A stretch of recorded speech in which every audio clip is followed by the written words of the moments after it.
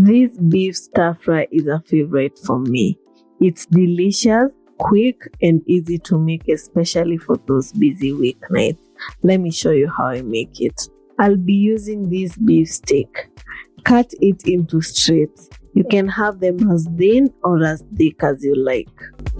That looks good for me. Add them to a mixing bowl. Season with some salt and black pepper.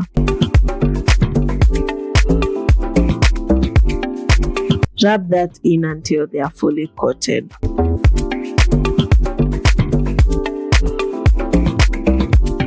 Add some cornstarch and rub it in. The cornstarch will keep the beef moist and tender while cooking.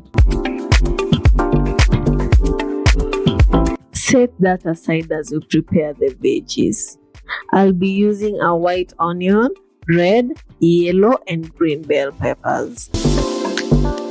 Cut the onion into strips and separate the rings.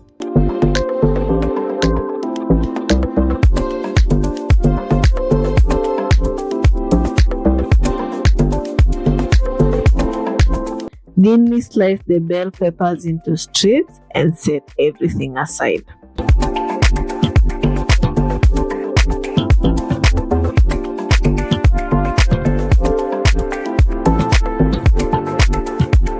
That's perfect.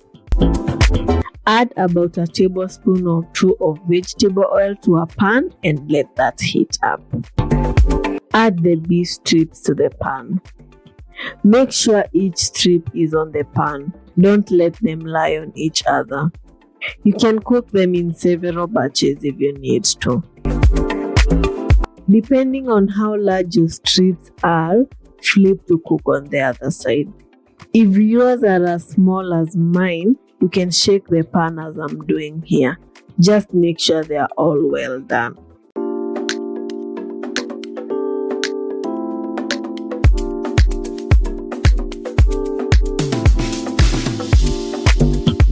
That looks good. Set the beef aside on a bowl.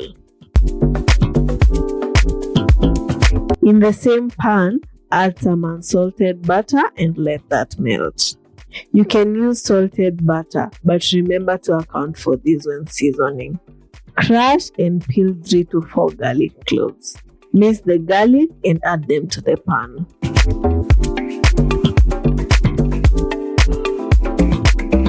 Stir and fry until you smell the fine garlic aroma.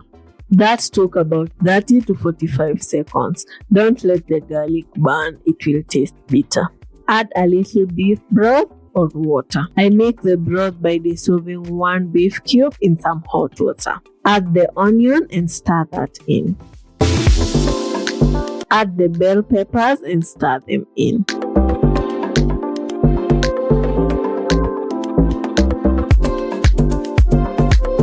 Season the vegetables with some salt and pepper as needed. Let that cook. The longer you cook, the less crunchy the capsicums will be. So cook to your desired crunchiness. Now that looks good. Add back the cooked beef and mix that in.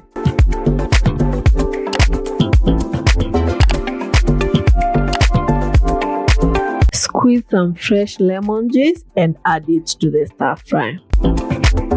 This will enhance the flavors and keep the bell pepper colors bright. Garnish with coriander leaves. You can use parsley or dill leaves or even chives.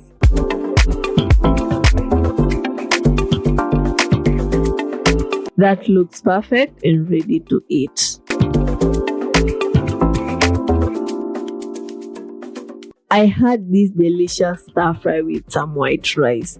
However, it pairs perfectly with any side of your choice.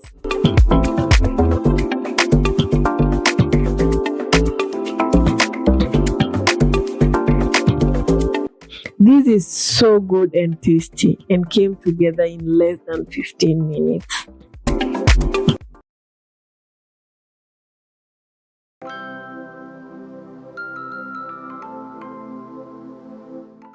To make the mukimo, peel the potatoes all the way around. Remove any eyes and imperfections. Add them to a bowl of water. Wash the potatoes. Depending on the kind of potatoes you're using and where you got them from, you can use them unpeeled. Just clean them thoroughly. My potatoes are so large, so I'll be cutting them into smaller pieces so that they can cook evenly. Let's go cook the potatoes. To a pot, add some vegetable oil. Add a thinly sliced red onion and let it fry. The onion will add some flavor to the potatoes. Now add the potatoes. Add some salt to taste and mix that in. Top that with some water, just enough to cover the potatoes. Cover and let that cook. For the green part of the mukimo, clean, dry and add the spinach to a pot. Add some salt and water. Cover and let that cook for about 5 to 10 minutes until soft. I'll be using 1 cob of sweet corn. You can use any soft maize that you have. Remove the corn from the cob. Wash the corn to remove any dirt. Top that with a little water and let's head to the stove top. Cover and cook for 3 to 5 minutes.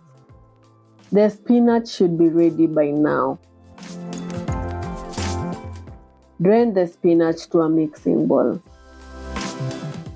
Blend the spinach until smooth. I'm using a hand blender. You can use a regular blender or a food processor. I prefer the hand blender because it gives me fewer utensils to clean. A win is a win, guys. That looks perfect.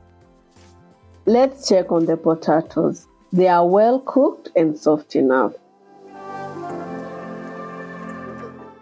Drain any excess juice to a bowl. We will use that later in case it's too dry. Mash the potatoes until they are smooth.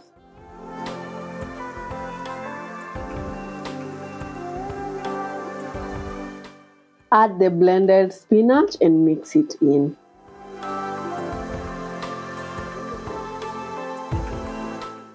Add the sweet corn and mix them in as well. That looks amazing.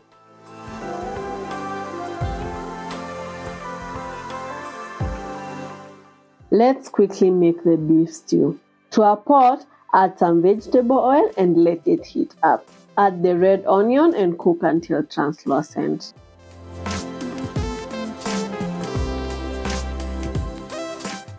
Add the chopped tomatoes and let them cook until they are soft and fully broken down.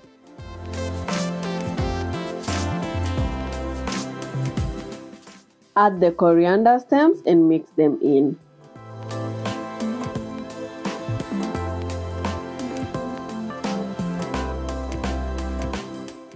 Now let's add the beef cut.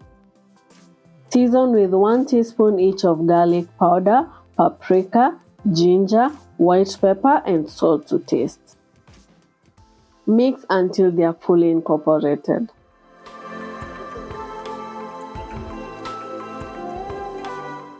Let that cook for 5 minutes.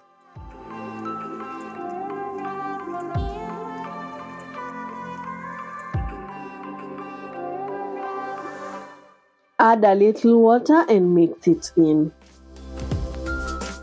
Cover and cook until it's well done.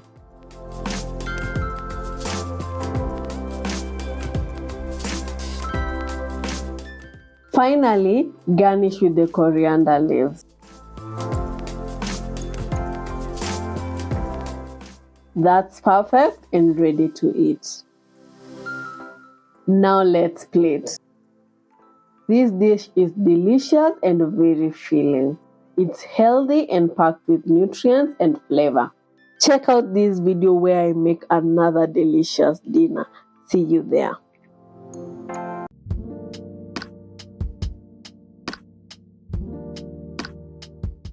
For the chicken dry rub, I'm using 1 teaspoon each of paprika powder, brown sugar, garlic, onion powder, dried herbs, cayenne pepper and salt to taste.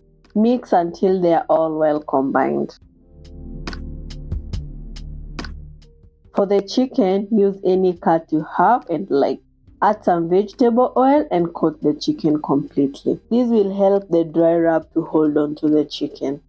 Add the dry rub to the chicken.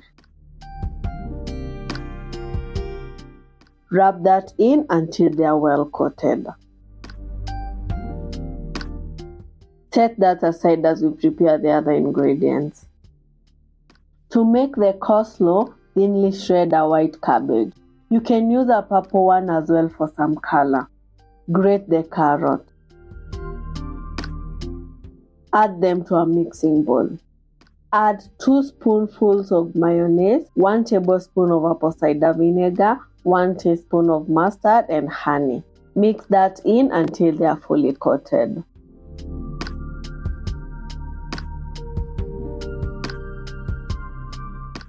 Cover with cling film and pop in the fridge to chill as we make everything else. To make the fries, peel the potatoes all the way around and remove any dips and imperfections. Add them to a bowl full of water.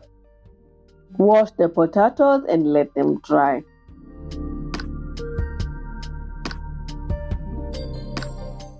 Let's cut the fries.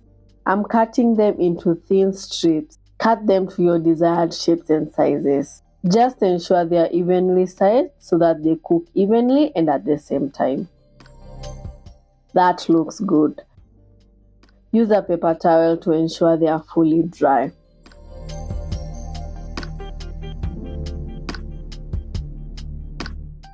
Now let's bake the chicken. We are going to bake these at 180 degrees Celsius for 40 minutes in a preheated oven. To cook the fries, add some vegetable oil to a pot about halfway through. Let that heat up. Add the fries. Be careful, the oil is hot and can burn you.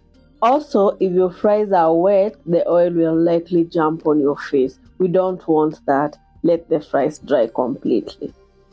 Let that fry undisturbed until they are crunchy. Drain them to a bowl lined with paper towel to absorb any excess oil.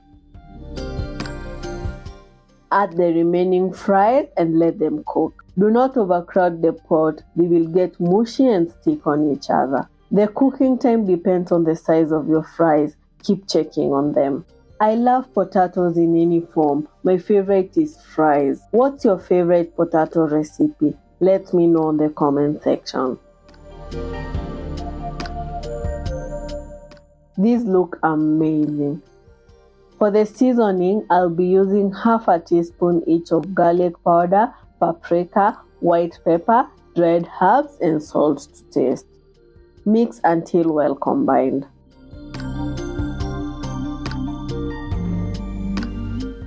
Sprinkle that all over the fries.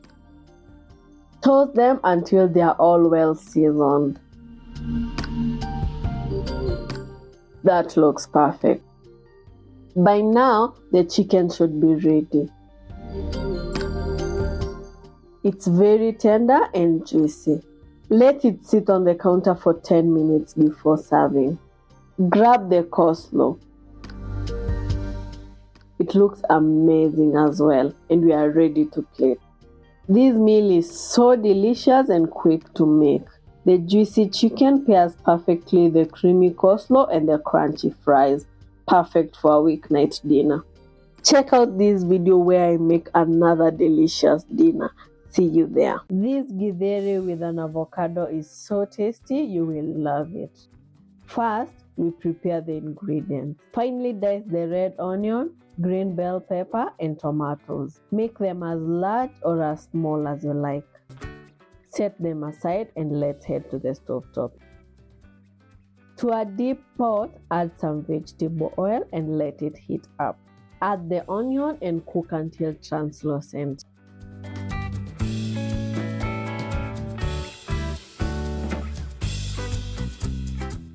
Add the tomatoes and cook until they are soft.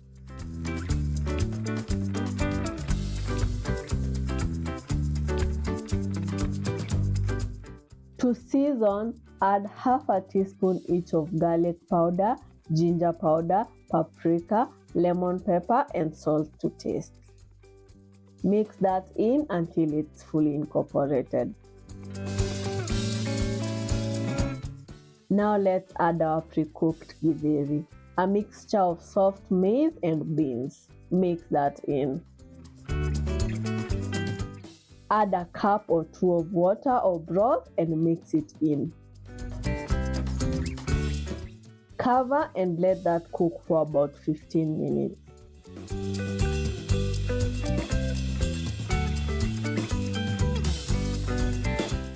Add the green pepper and mix them in. To elevate the taste of this githeri, add a scoop of peanut butter. Mix it in until it's fully melted and incorporated. Let that cook for a few more minutes and we are ready to eat. It smells and looks amazing. Let's serve. Pair this delicious githeri with an avocado and enjoy. Check out this video where I make another yummy dinner. See you there. For the marinade, add some natural yogurt, 2 tablespoons of vegetable oil, 2 tablespoons of freshly squeezed lemon juice, 4 to 5 minced garlic cloves, fresh mint leaves, and to season, add 1 teaspoon each of ginger powder, cumin, coriander, paprika, white pepper, and salt to taste. Mix until they are all well combined.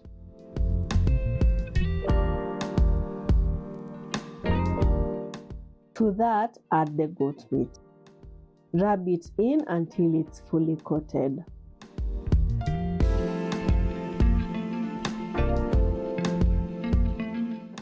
Cover with cling film and let it marinate for at least 30 minutes. That looks good. Prepare the other ingredients. I'll be using a red onion and 2 tomatoes. Finely chop them and we are ready to start cooking. To a cooking pot, add some oil and let it heat up. Add the onion and cook until translucent.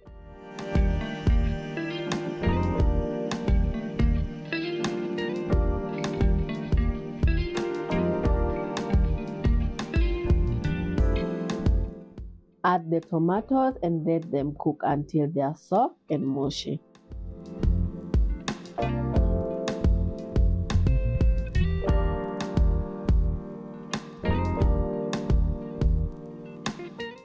Now add the marinated bozi meat and mix it in.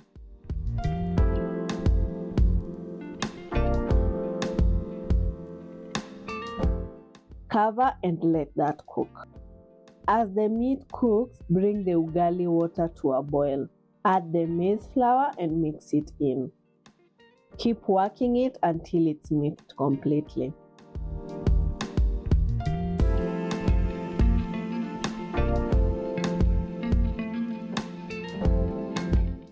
That looks good. Cover and cook on low for 5 minutes. In the meantime, let's prepare the kachumbari. Thinly slice the red onion and separate the onion rings.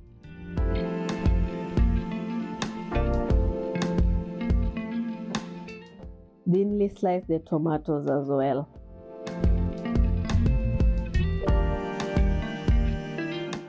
Add both to a bowl and mix them. Drizzle some fresh lemon juice to remove the raw onion taste. Mix until everything is well combined.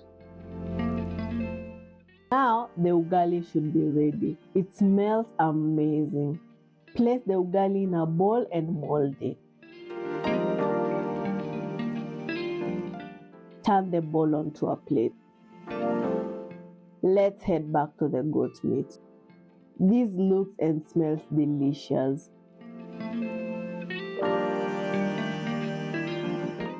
To make the greens, fry an onion and add the sukuma wiki and spinach mix. Season with salt and pepper and cook until they are well done. Time to serve now.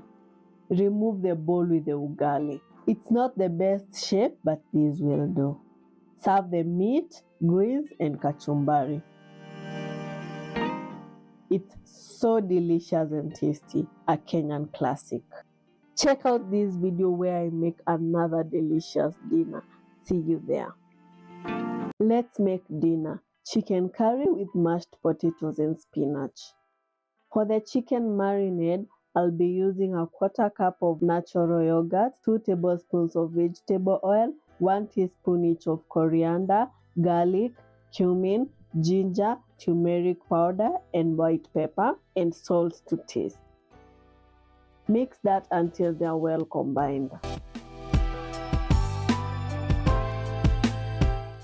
I'll be using these 4 chicken drumsticks. You can use whichever cut of chicken that you like. Rub it in until they are fully coated. Cover with cling film and let it marinate for a few hours in the fridge.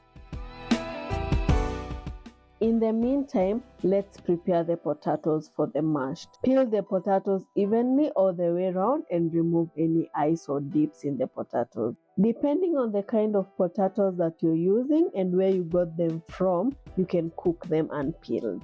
Place them on a bowl of water. Wash them thoroughly and dry them.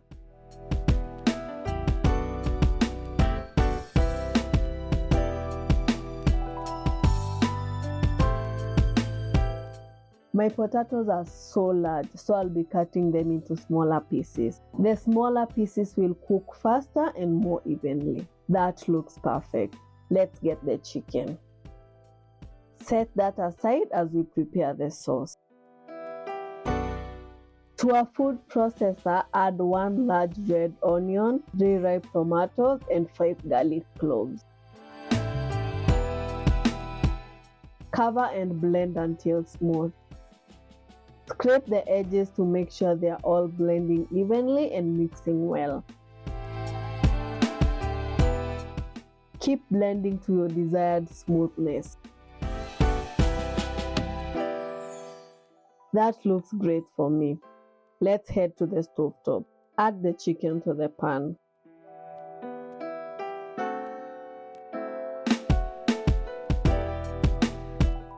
Let that cook for about 5 minutes. Flip and let it cook on the other side.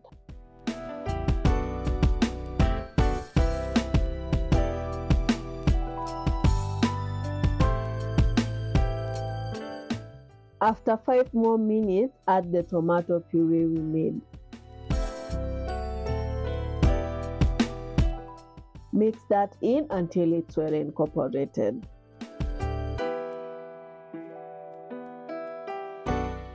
Cover and let it cook. If you're enjoying this video, kindly give it a thumbs up. I appreciate that. As that cooks, add the potatoes to the pot. Add water to just cover above the potatoes. Add some salt to taste and mix that in. Cover and let them cook until they are fork tender. Don't forget to check on the chicken curry.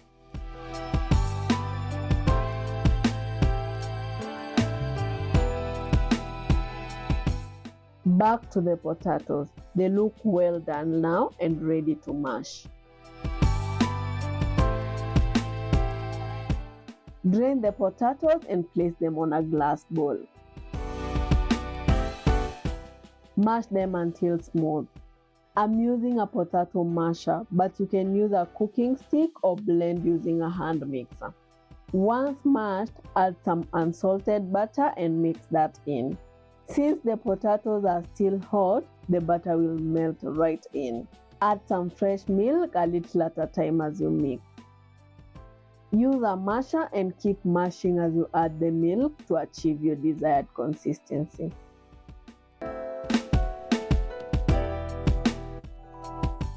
That looks perfect for me. Add some freshly ground black pepper and mix it in.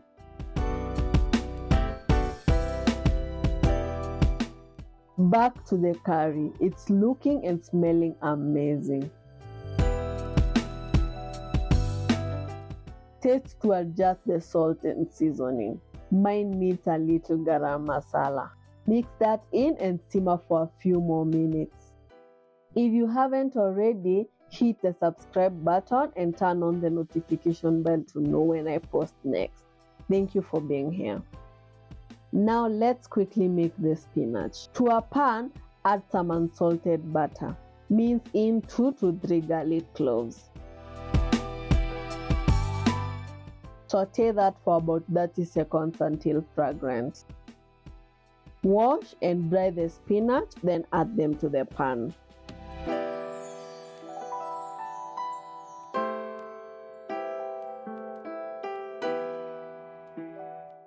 Season with some salt and cook for about 2 minutes or just before the spinach shrink completely.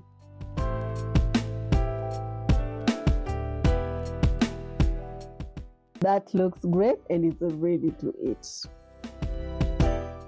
Serve and enjoy this mouth-watering and delicious dinner. It's very filling and easy to make.